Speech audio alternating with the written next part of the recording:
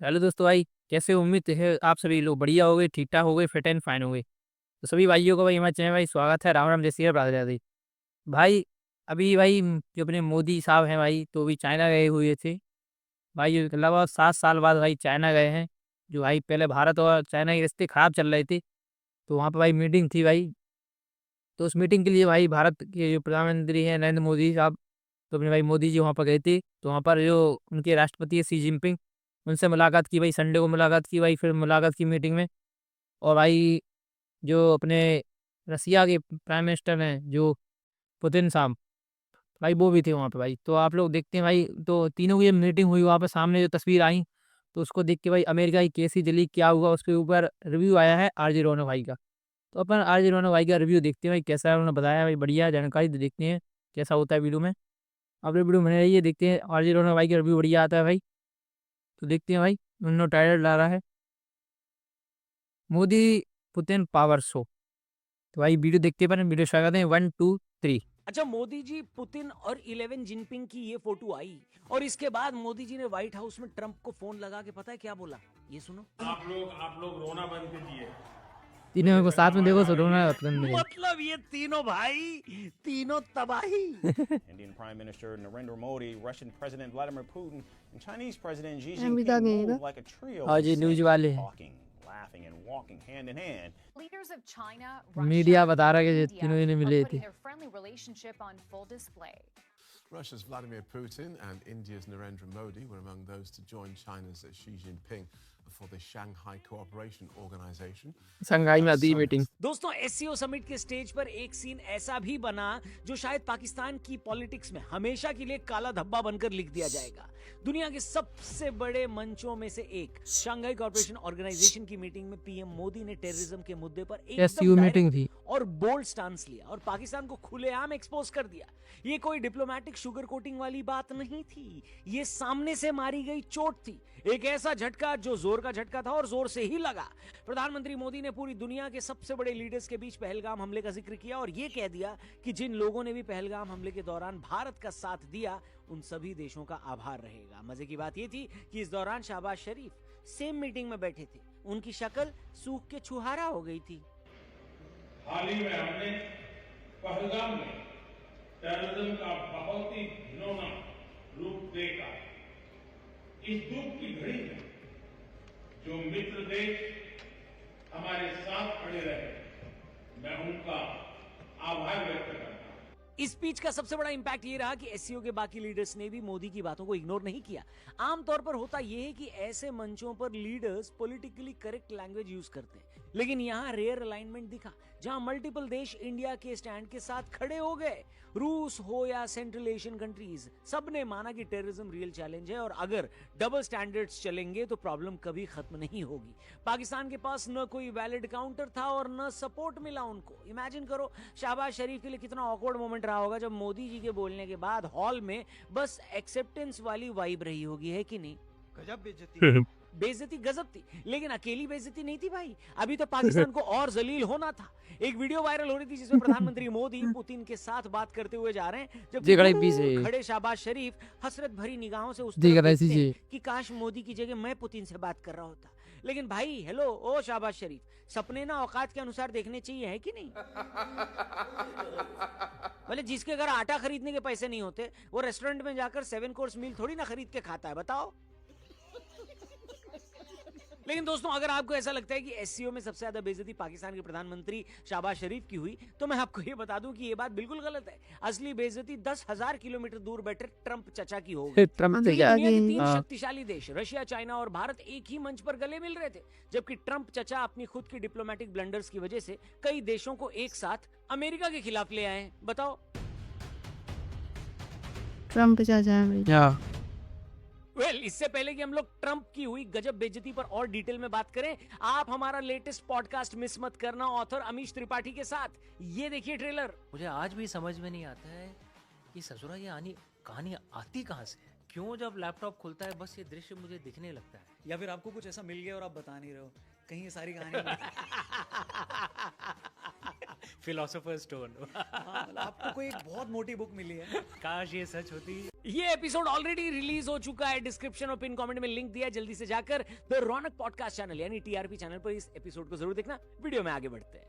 तो दोस्तों, एससीओ यानी वो मंच जहां रशिया, चीन, सेंट्रल एशियन मुल्क और अब भारत जैसे बड़े प्लेयर एक साथ बैठकर जियोपॉलिटिक्स के रूल्स लिखने की कोशिश कर रहे हैं, और इसी वजह से अमेरिका की टेंशन भी नेचुरली बढ़ रही है। एससीओ आज के समय में सिर्फ एक रीजनल सिक्योरिटी फोरम नहीं है, बल्कि एक काउंटर बैलेंस बनाने की राह पर है, और भारत की पोजीशनिंग इस ग्रुप में काफी स्ट्रांग है, क्रूशियल है। मतलब अगर तुम्हें जियोपॉलिटिक्स का अगला बड़ा ट्रेंड समझना है तो एससीओ को समझना होगा मेरे दोस्त। पहले तो ये समझते हैं एससीओ है क्या। 2001 में जो एससीओ शुरू हुआ था उसका मेन मोटिव था टेररिज्म, एक्सट्रीमिज्म और सेपरेटिज्म को काउंटर करना। सिंपल सिक्योरिटी अलायंस जैसा ये लगता था, लेकिन आज 2025 में इसके अंदर की डायनामिक्स पूरी तरह बदल चुकी है। एससीओ के मेंबर्स को अब सिर्फ सिक्योरिटी नहीं बल्कि energy security, trade integration, connectivity, digital cooperation सब कुछ चाहिए। और जब आपके पास रशिया और चाइना जैसे दो हेवी वेट्स एक साथ एक प्लेटफॉर्म पर हो तो ऑटोमेटिकली इसका स्ट्रैटेजिक वेट बढ़ जाता है। यही चीज अमेरिका को अनकंफर्टेबल बनाती है, क्योंकि एक अल्टरनेट पावर ग्रुपिंग एग्जिस्ट कर रही है जो वेस्ट के डोमिनेंस को ब्लाइंडली फॉलो नहीं करती। Of the Shanghai Cooperation Organization, a group established by China and Russia in 2001 as an alternative to the Western world order. Well, they don't just meet. They SU. define a new world SU. order. U.S. policies are pushing the global south into a formidable union. Or is Western hegemony just too big to be challenged?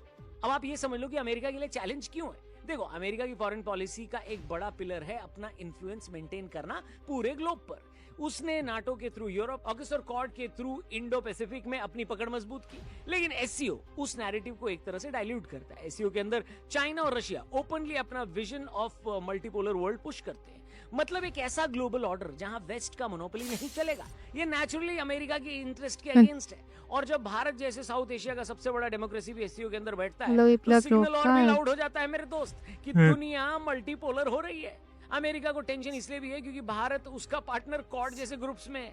मतलब भारत एक तरह से bridge की भूमिका निभा रहा है जो वेस्ट और ईस्ट दोनों के बीच बैलेंस बनाकर चल रहा है। लेकिन भारत की इंपॉर्टेंस क्यों है एससीओ में? सिंपल रीजन है, भारत एससीओ का हिस्सा है, ब्रिक्स का हिस्सा है और साइमल्टेनियसली क्वाड का भी हिस्सा है। मतलब एक तरह की मल्टी अलाइनमेंट पॉलिसी।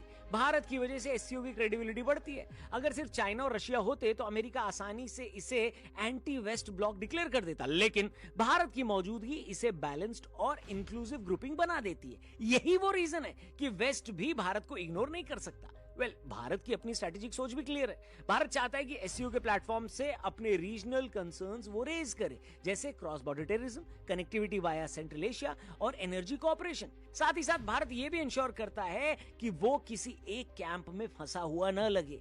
तो अब इंटरेस्टिंग एंगल ये है दोस्तों कि एससीओ धीरे धीरे एक अल्टरनेट सिक्योरिटी और इकोनॉमिक फ्रेमवर्क बिल्ड कर रहा है। लेकिन क्या ये नाटो जैसा पावरफुल बन सकता है? फिलहाल तो नहीं, क्योंकि एससीओ के अंदर भी कॉन्ट्रडिक्शंस हैं, जैसे इंडिया चाइना बॉर्डर टेंशंस हैं, रशिया और सेंट्रल एशियन मुल्क के अपने कैलकुलेशंस हैं। लेकिन फिर भी ये एक बड़ा सिग्नल है मेरे दोस्त कि अगर एससीओ अपने इकोनॉमिक और डिजिटल कोऑपरेशन को और स्ट्रांग कर लेता है तो ये definitely America led global order के लिए चैलेंज बन जाएगा, और अमेरिका वालों को ये बात समझ में आ रही है। कल जब अमेरिका के बड़े मीडिया हाउसेस सीएनएन और फॉक्स न्यूज ने एससीओ को अपने सोशल मीडिया पर कवर किया और बताया कि रशिया, चाइना और भारत इस तरीके से मिल रहे हैं, तो उन्हीं के देशवासी यानी खुद अमेरिकन ये लिख रहे हैं कि इसी डोलांडवा की वजह से अमेरिका पूरी दुनिया में पिछड़ रहा है। बताओ, अब ट्रंप चचा अमेरिका को ग्रेट बनाने के लिए निकले थे, लेकिन इग्नोर करवा के चले गए। इस मीटिंग के चर्चे अमेरिका में बहुत हो रहे हैं, और इतना इंटरेस्ट तो अमेरिका वालों को तब भी नहीं होता था जब अमेरिका पार्टिसिपेट करता है। यही बात बताती है कि एससीओ की वजह से अमेरिका वालों को बहुत ज्यादा मिर्ची लगी है। लेकिन इंडिया वाले उनसे कह रहे हैं, क्या कह रहे हैं अमेरिका से? सुनो, तू क्या है बे? अब क्या चचा डोलांड ये मीटिंग देखकर बौखला जाएंगे? ये तीनों भाई तीनों तबाही की फोटो देखकर तिलमिला जाएंगे? क्या कोई नई स्ट्रैटेजी लेकर आएंगे? मेरे हिसाब से तो कोई और राष्ट्रपति होता तो टैरिफ वापस ले लेता, लेकिन ट्रंप पगले, हो सकता है और ज्यादा टैरिफ लगाकर खुद के पैरों पर कुल्हाड़ी न मार लें। आपको क्या लगता है अब अमेरिका की अगली चाल क्या होगी? क्या आपको लगता है एससीओ भारत के लिए फायदेमंद साबित होगा, या फिर हमें अभी भी चीन से फूंक फूंक कर बात करनी चाहिए? जो भी हो, आपके बहुमूल्य विचार यानी राय कमेंट करके हमें जरूर बताएं। चैनल को भी सब्सक्राइब करना, और जाने से पहले हमारे लेटेस्ट पॉडकास्ट को जरूर देखना। अमीश त्रिपाठी के साथ बहुत सारी टॉपिक्स पर हमारी बहुत ही इंटरेस्टिंग बातचीत हुई है। लिंक हमने डिस्क्रिप्शन और पिन कमेंट में दिया है। द रौनक पॉडकास्ट चैनल का नाम है, जरूर देखना। इस चैनल को भी सब्सक्राइब वीडियो साथ होता है। भाई वीडियो देखा भाई आपने, आज उन्होंने भाई का रिव्यू बनाते, बढ़िया रिव्यू बनाते भाई। तो उन्होंने बताया है कि भाई तीनों भाई तीनों तबाही भाई। भाई चाइना भाई कुछ समय पहले भारत की जो भाई उसके अपने मतवे से खराब चल रही थी भाई, भारत की कम से लगभग 5-6 साल 7 साल हो चुकी हैं। जब से गलवान में वो हुआ था भाई, झड़प हुई थी वहाँ पर भाई, कुछ सैनिक मारी गई थी भारत की, वहाँ पर ही चाइना की सैनिक मारी गई थी। तो उसके चलते भारत का और चाइना का विरोध चल रहा था, लड़ाई चल रही थी भाई, ये मान लो भाई मतभेद चल रहा था भाई। लेकिन जब अमेरिका भाई अपने अपन से दूरियां बनाने लगा, अपन से दुश्मनी निभाने लगा, तो भारत ने सोचा भाई देखो पॉलिटिक्स है भाई, हर जगह साथ लेके चलना पड़ता है। तो भारत सबके साथ में सब ग्रुपों में जो संघ रहती भाई, भारत सबसे मेल जो बना के रखता है भाई। भारत की पॉलिसी ये है कि पहले भाई भारत कभी युद्ध नहीं करता, तो भाई सबसे मेल बना के रहता है भारत।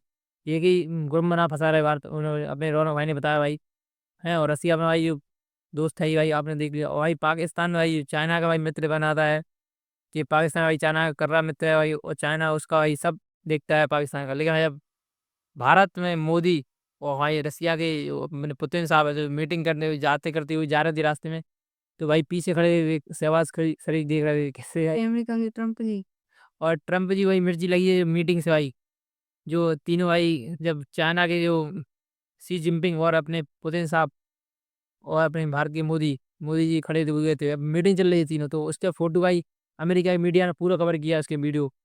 तो वहाँ पर भाई जो देखा, वहाँ पर तो डोनाल्ड ट्रंप को भाई जो मिर्ची लगी है भाई, तो फिर वो पता ही है भाई कि कितना तहलका मच गया होगा भाई। तो आप लोग भाई आपको वीडियो कैसा लगा, आप लोग कोई ना वीडियो करेंगे हम डिस्क्रिप्शन डाल देंगे भाई। और आप लोगों का जो SCO की मई मीटिंग थी, इसमें भारत में सम्मिलित हुआ है, भारत भारत पहुंचा है भाई वहाँ पर।